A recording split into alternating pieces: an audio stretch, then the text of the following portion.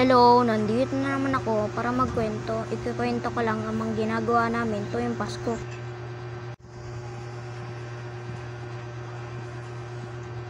Ping, Yuri, Shan, bangon na. Matutulog pa ako eh.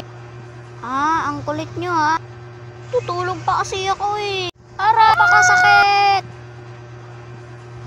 Anong tingin-tingin nyo dyan? Kain na. Ba't si Shan may hotdog? Ako wala. Tira lang yung ulam natin kagabi. Ano ka ba? At saka ba't ka puyat?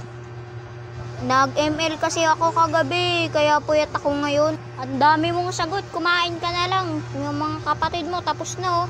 Oy, Yuri, ang pangit mo. Pansit.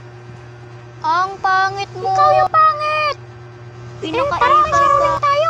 Sige, caroling tayo. Sige, ito yung instrumento ko, tambol. Jingle-dingle sa akin. Ako na lang ang kakanta.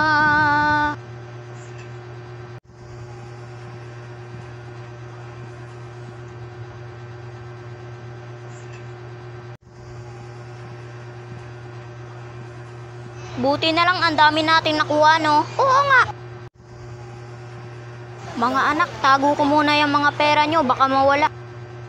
Pagkatapos ng bagong taon, makakunin na namin pera namin. Tumigil kayo. Hindi! Isa pa sa ginagawa namin ang mga hunting ng ninong at ninang. Nasaan ka, ninong? Ninang? Dito ka lang pala, ninang. Asan na pamasko namin?